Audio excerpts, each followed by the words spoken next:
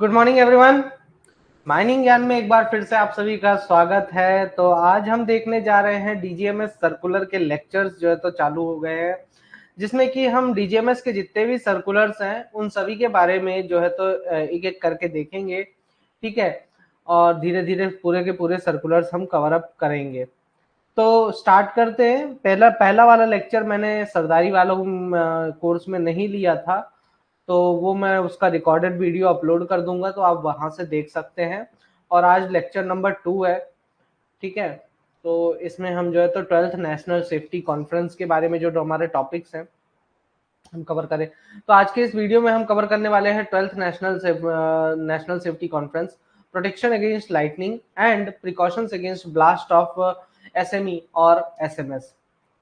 अब इसमें सबसे पहला आता है 12th नेशनल सेफ्टी कॉन्फ्रेंस। देखिए, अब 12th नेशनल सेफ्टी कॉन्फ्रेंस जो हुआ था उसके बेसिस पर डीजीएमएस सर्कुलर में कुछ कुछ चीजें दी गई हैं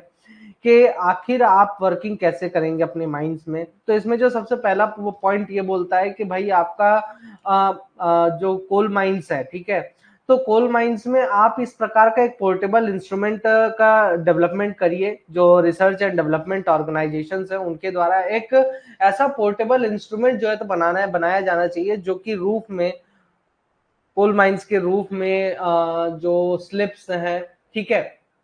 उनको हिडन स्लिप्स को डिटेक्ट करने का काम करेगा। इन केस स्टोन क्वेरीज के केस में आपका बोलता है कि जो हिल लॉक्स है, दूसरा पॉइंट क्या बोलता है कि लीज एरिया देने के बारे में बात करता है, कि बोलता है कि अगर मान लीजिए कोई ऐसा स्टेट में कोई एक ऐसी स्टोन क्वेरी है जो कि हिल लॉक्ड है। हिल लॉक्ड क्या होता है कि आपका पहाड़ में पूरा का पूरा जो मिनरल है, जो मिनरल डिपॉजिट है, ओर डिपॉजिट है, वो पूरा का पूरा पहाड़ में पाया जा रहा है। तो उसका जो है तो आपको क्या देना है, लीज देना है, ठीक है, लीज पर किसी को देना है। तो उसके लिए बोलता है कि लीज पर आप पूरी की पूरी ऐसी स्टोन क्वेरी जो कि हिल लॉक्ड है, उसको पूरे के पूरे हिल लॉक को, मतलब पूरे के पूरे पहाड़ को ही आप लीज पर देंगे, एक सिंगल लीज पर। ये नहीं कि छोटे छोटे लीज में बांट के दिया, नहीं, एक सिंगल ऑनर को सिंगल लीज के फॉर्म में देंगे, ताकि जो डेवलपमेंट करना हो, है ना, ऊपर से नीचे की तरफ जो भी डेवलपमेंट करना हो, ताकि डेवलपमेंट इन द सेंस कि आप रोड बनाओगे ताकि आप पोर्ट डिपॉजिट तक पहुंच सको, तो इस टाइप का जो डेवलपमेंट करना है तो वो डेवलपमेंट जो है तो किया जा सके आसानी से, है ना, रोड वगैरह बनाया जा सके, ताकि जो स्टोन या फिर जो ओवरबर्डन का रिमूवल है उसको आसानी से रिमूव किया जा सके या फिर एक्सट्रैक्शन किया जा सके, ठीक है। अब बोलता है कि कुछ ऐसे, तीसरा पॉइंट ये बोलता है कि भाई साहब कुछ स्टेट्स में क्या है कि जो लीज एरिया दिया गया है ना, माइनिंग करने के लिए जो माइनिंग लीज ग्रांट किया गया है, वो माइनिंग लीज का जो है तो विद इन 45 मीटर दिया गया है, ठीक है। कहीं कहीं पे स्टेट्स में इस तरीके से दे दिया गया है, लीज एरिया ग्रांट किया गया है कि विद इन 45 मीटर दे दिया गया है। किसके? किसी भी इनहेबिटेड एरिया के, इनहेबिटेड एरिया मतलब जहां पे लोग बाग रह रहे हैं, किसी भी रेलवे का कोई लैंड है उसके आप 45 मीटर के भीतर दे दिया लीज में, या फिर कोई नेशनल या फिर स्टेट हाईवे है, पब्लिक वर्क है। तो मतलब कि स्टैट्यूटरी अथॉरिटी से पूछे बिना, स्टैट्यूटरी अथॉरिटी मतलब कि जो अगर स्टेट भी क्या करती है, स्टेट गवर्नमेंट जब किसी को लीज देती है ना, तो उसके लिए भी वो एक स्टैट्यूटरी अथॉरिटी है उसके पास। जैसे कि माइनिंग ऑफिसर हो गया, ठीक है, वो आता है, वो देखता है, उसके बाद जो है तो लीज ग्रांट किया जाता है, लेकिन उससे पूछे बिना दे दिया, ठीक है। तो इस प्रकार से जो लीज दिए गए हैं, तो उसके लिए आपका जो 12th नेशनल सेफ्टी कॉन्फ्रेंस है वो ये बोलता है कि स्टेट गवर्नमेंट जो है तो लीज फिर दे सकती है, ऐसे लीजेस को दे सकती है, बस उसको जो सेंट्रल गवर्नमेंट के द्वारा जो नियम एवं कानून बनाए गए हैं उस कानून के अनुसार अगर सही बैठ रहा है तो स्टेट गवर्नमेंट जो है तो ऐसे लीज एरियाज को ग्रांट कर सकती है। देखिए, जब आप एमएमडीआर पढ़ेंगे, है ना, या फिर जो मिनरल कंसेशन रूल्स होते हैं, अलग अलग स्टेट का अलग अलग मिनरल कंसेशन रूल होता है, तो उसमें आपको ये समझ में आएगा कि कुछ लीज एरियाज ऐसे होते हैं जो कि स्टेट गवर्नमेंट के द्वारा दिया जाता है, कुछ लीज एरियाज ऐसे होते हैं जो कि सेंट्रल गवर्नमेंट के द्वारा दिया जाता है, ग्रांट किया जाता है ना। सभी में सभी में कहीं ना कहीं जो है तो कोई भी लीज एरिया जो है तो किसी ना किसी के अंडर में होता ही है, ठीक है। कि किसके द्वारा ग्रांट किया जाएगा। क्या बात है, बहुत कम लोग आए हैं। पढ़ाई उड़ाई मन नहीं लग रहा जी आप लोगों का। चलिए, अब 12th नेशनल सेफ्टी कॉन्फ्रेंस में ये तो थी लीज वगैरह के बारे में बात, है ना। एक चीज बोला है occupational health surveillance and notified diseases. अब देखिए,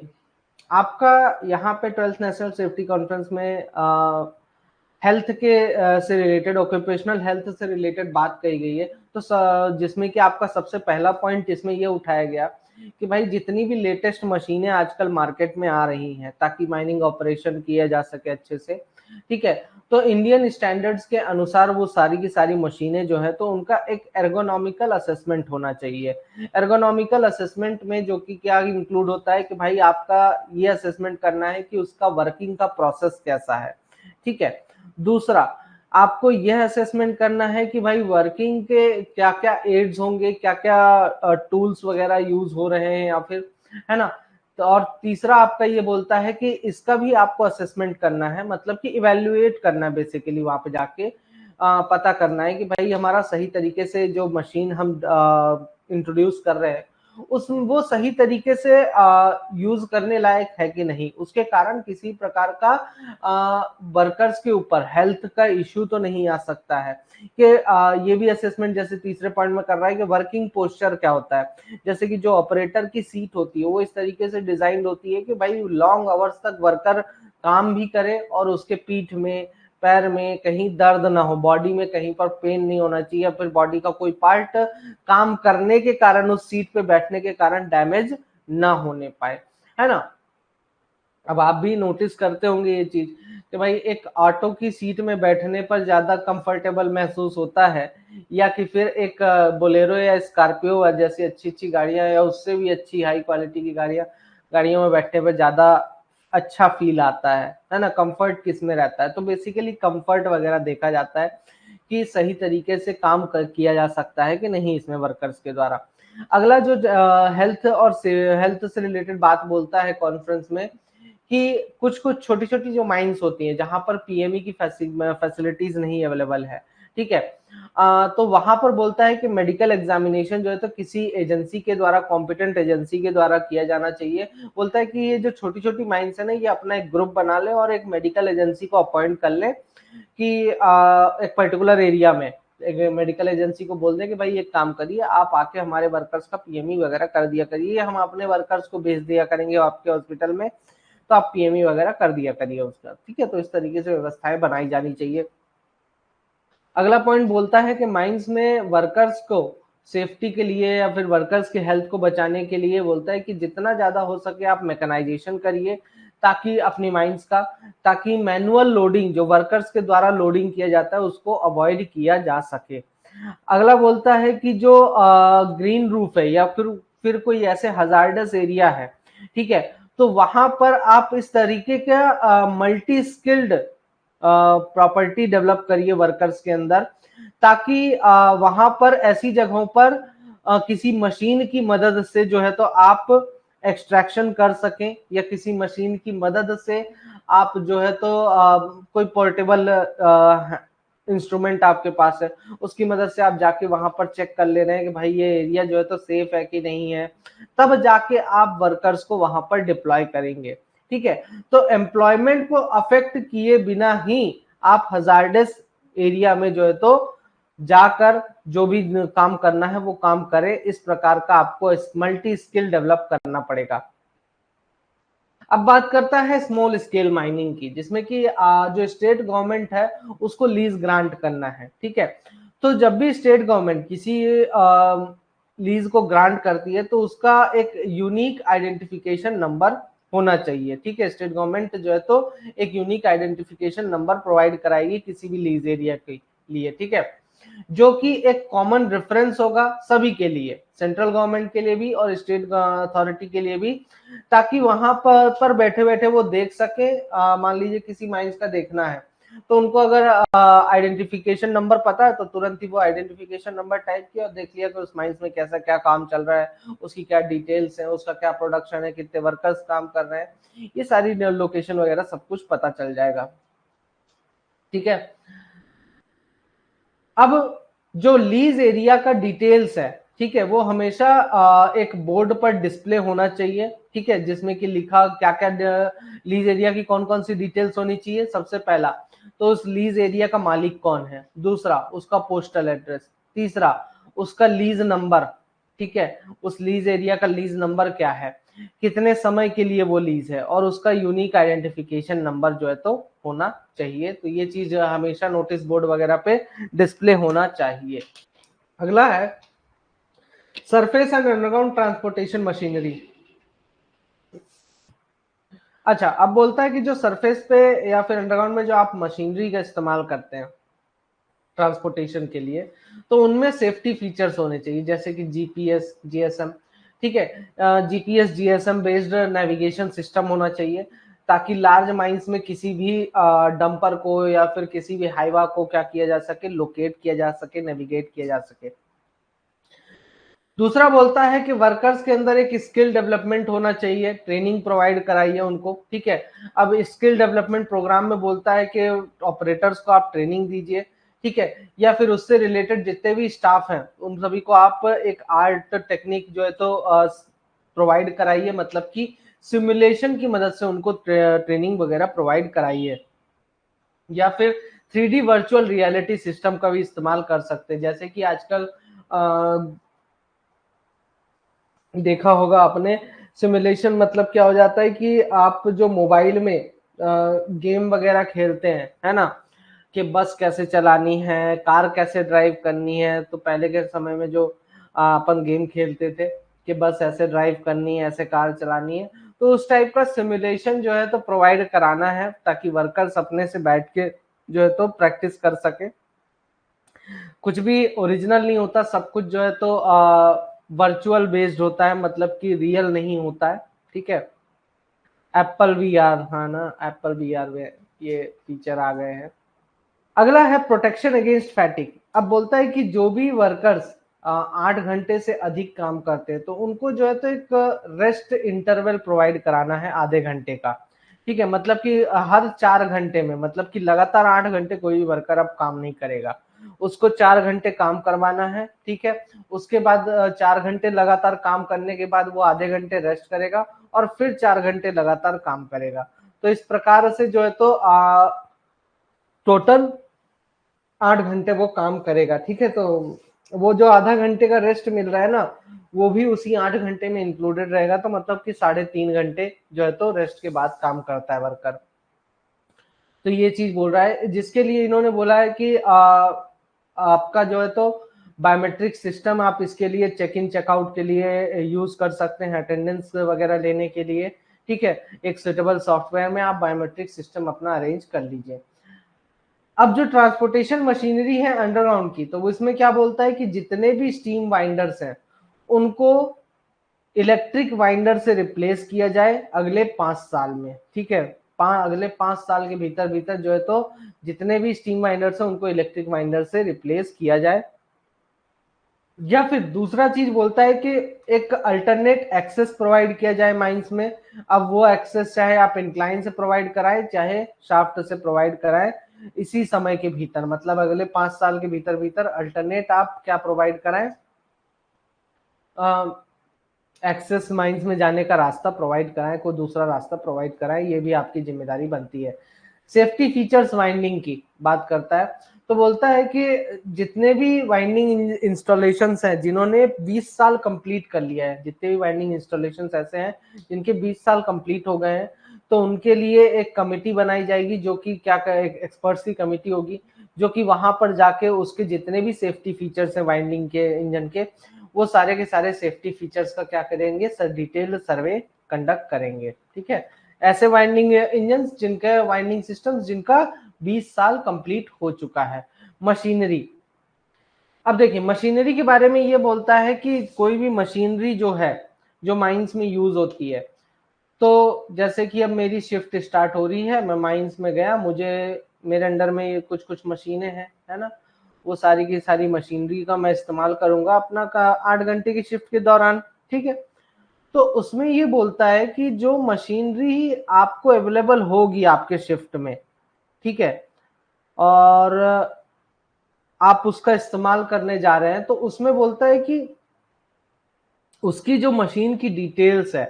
ठीक है, मतलब कि मशीन को यूज करने के पहले जो उसकी डिटेल्स है कि भाई मशीन की कंडीशन क्या है, मशीन की ग्रीसिंग हुई है कि नहीं हुई है, तो उसका एक एक पुर्जे का जो क्या बोल सकते हैं डिटेल्स जो है कि भाई मशीनरी की कंडीशन क्या है, उसकी डिटेल्स जो शिफ्ट का ऑफिशियल होगा काम स्टार्ट होने के पहले, ठीक है, वर्किंग आवर्स स्टार्ट होने के पहले, उस शिफ्ट के 15 मिनट पहले, वर्किंग आवर्स शिफ्ट के वर्किंग आवर्स स्टार्ट होने के 15 मिनट पहले शिफ्ट ऑफिशियल को ये सारी डिटेल्स प्रोवाइड करानी है, ठीक है, with in 15 minutes, sorry shift start होने के बाद 15 मिनट के भीतर, ठीक है, शिफ्ट स्टार्ट होने के बाद 15 मिनट के भीतर। Dissemination of the report of such initial examination to all concerned officials as may be decided by the manager for ascertaining safe operating conditions of the machinery, ठीक है। अब इसका जो एक रिपोर्ट है तो वो तैयार किया जाएगा और जितने भी ऑफिशियल्स हैं उनको जो है तो प्रोवाइड किया जाएगा कि हमारे जो इनिशियल हमने एग्जामिनेशन किया है तो उसकी रिपोर्ट ये है कि भाई हमारी मशीन का क्या कंडीशन है। अगर कंडीशन खराब है तो उस केस में जो है तो मैनेजर ये बताएगा कि भाई उसको किस तरीके से सेफ तरीके से आप ऑपरेट कर सकते हैं या फिर यूज करने लायक है या नहीं है। नेक्स्ट आता है dust control measures and strategy for improvement. अब देखिए आपका 2 मिलीग्राम पर मीटर क्यूब बोलता था ना CMR 2017, लेकिन अगर आपका एग्जाम में, अब देखिए क्वेश्चन दो तरीके से पूछा जाता है, या तो आपको बोलेगा कि CMR 2017 के अनुसार परमिसिबल रेस्पायरेबल डस्ट की लिमिट क्या है, ठीक है,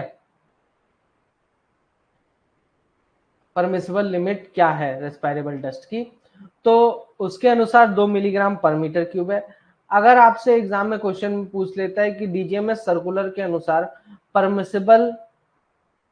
लेवल क्या है डस्ट का, रेस्पायरेबल डस्ट का, तो वो होता है 1 मिलीग्राम पर मीटर क्यूब। या सिंपली, अब आप लोग ना इसमें बहुत कंफ्यूजन क्रिएट करेंगे, बार बार क्वेश्चन पूछेंगे जबकि आपको लेक्चर में ये चीज मैं बता रहा हूँ,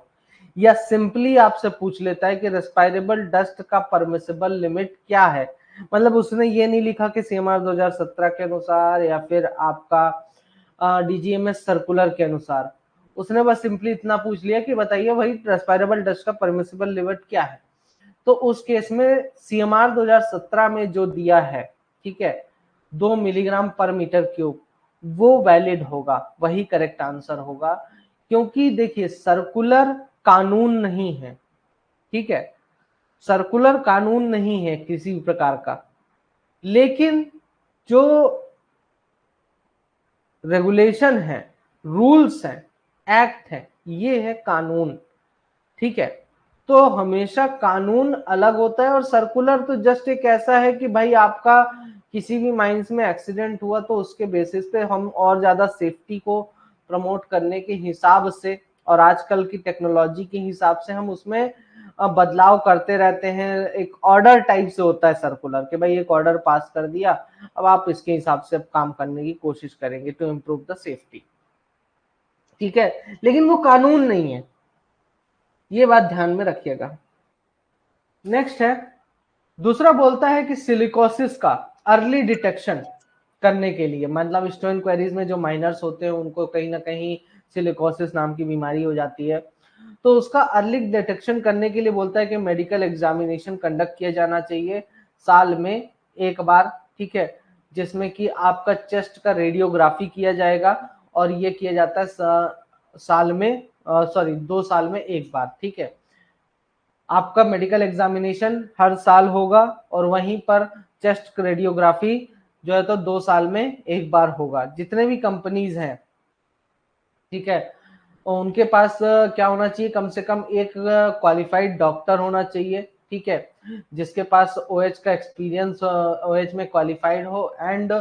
ILO क्लासिफिकेशन हो उसके पास चेस्ट रेडियोग्राफी का, है ना, ये इनका कुछ होता होगा इनकी क्वालिफिकेशंस, तो ये याद रखिएगा। बस आपके लिए मन जरूरी है बोल रहे क्या कि हर एक कंपनी के पास कम से कम एक डॉक्टर हर वक्त सर्विस में अवेलेबल होना चाहिए, ठीक है। अगला बोलता है स्टेट गवर्नमेंट के लिए जिम्मेदारी दे रहा है कि भाई स्टेट गवर्नमेंट को भी कुछ कुछ सुविधाएं प्रोवाइड करानी चाहिए, जैसे कि चेस्ट रेडियोग्राफी, मतलब कि एक्सरे मशीन लगी होगी, ठीक है, चेस्ट रेडियोग्राफी के लिए एक्सरे मशीन वगैरह लगी होनी चाहिए, 300 मिली एम्पियर या फिर उससे अधिक कैपेसिटी वाला, spirometry, audiometry, blood biochemistry etcetera, इन सभी की सुविधाएं जो है तो स्टेट गवर्नमेंट के द्वारा प्रोवाइड किया जाना चाहिए हॉस्पिटल्स में, ठीक है, जो भी इसके हेल्थ सेंटर्स हैं। और वहां पर डॉक्टर्स को जो है तो प्रोवाइड कराने की जिम्मेदारी भी किसकी है, स्टेट गवर्नमेंट की रहेगी, और उनको ट्रेनिंग प्रोवाइड कराना, आईएलओ क्लासिफिकेशन देना चेस्ट रेडियोग्राफी में, तो ये सब प्रोवाइड कराने की जिम्मेदारी स्टेट गवर्नमेंट की ही होगी, ठीक है। हर एक स्टेट में एक रेफरल ऑक्यूपेशनल हेल्थ सेंटर जो है तो इस्टेब्लिश किया जाना चाहिए, ठीक है, हर एक स्टेट में कम से कम एक referral occupational health centre establish किया जाना चाहिए। जैसे रेफरल ऑक्यूपेशनल हेल्थ सेंटर बोले तो आपका जैसे एससीसीएल के पास कौन सा है, अपोलो हॉस्पिटल है ना, वहां पर जो है तो रेफर किया जाता है, जितने भी कोल इंडिया के रहते हैं उस एरिया में छत्तीसगढ़ में, उन सभी को ज्यादातर अपोलो हॉस्पिटल ही जाते हैं, ठीक है, अनूपपुर वगैरह डिस्ट्रिक्ट से जितने भी है तो सब अपोलो वगैरह में ही जाते हैं। तो अब अपोलो क्या हो गया, एक रेफरल ऑक्यूपेशनल हेल्थ सेंटर हो गया, ठीक है। इसी प्रकार से बोलता है कि हर एक स्टेट में आप एक referral occupational health centre establish करिए, ताकि वर्कर्स जहां वहां पर जाकर अपना चेकअप वगैरह करवा सकें, ठीक है, या न्यूमोकोनोसिस कॉनियोसिस नामक अगर बीमारी हो जाती, सिलिकोसिस बीमारी हो जाती, तो इसका इलाज वगैरह भी करवा सके। अब देखते हैं आगे, strategies for disaster prevention in coal mines. Coal mines में ऐसी कौन कौन सी स्ट्रेटेजीज हैं जिससे कि हम डिजास्टर को प्रिवेंट कर सकते हैं। अब इसमें बोलता है कि ये सब चीजें ना ओनर, एजेंट और मैनेजर की जिम्मेदारी है हर एक माइन की, कि भाई जितने भी प्रिंसिपल हजार्ड्स हैं, जितने भी ऐसे खतरनाक वाले हजार्ड्स हैं, उनका पता लगाएं, उनको आइडेंटिफाई करें, ठीक है, और उनको ऑडिटेबल मोड पे रखें, मतलब समय समय पर डीजीएमएस के सर्कुलर्स के अनुसार, डीजीएमएस के कानून के अनुसार उनको जो है तो बदलाव करते रहें, उनको और भी ज्यादा प्रिवेंट करने की कोशिश करते रहें। हर एक माइंस को बोलता है कि अपना आप एक सेफ्टी मैनेजमेंट प्लान बनाइए, ठीक है, जिससे कि किसी प्रकार का आपके माइंस में इंजरी या फिर प्रॉपर्टी का लॉस ना हो, इस प्रकार का आप सेफ्टी मैनेजमेंट प्लान वगैरह अपने माइंस का बनाइए। ओनर, एजेंट और मैनेजर की ये जिम्मेदारी होगी हर एक माइंस की, कि जितने किसी भी एक्सीडेंट के बाद, माइंस में अगर कोई भी एक्सीडेंट हुआ तो उसके बाद तुरंत ही जितने जरूरी कदम उठाने होते हैं वो तुरंत ही उठाए जाएं, जिसमें कि फर्स्ट रेस्पॉन्स क्या होगा, जैसे कि रेस्क्यू हो गया, रिकवरी हो गया, मेडिकल एड हो गया, कंटेनमेंट हो गया, ठीक है, तो ये सारी चीजें जो है तो प्रोवाइड कराने की जल्दी से जल्दी कोशिश करें, तो ये सबसे पहला स्टेप होना चाहिए। To watch the complete video, download Mining Gyan 2.0 app from the Play Store and enjoy seamless learning with Mining Gyan 2.0.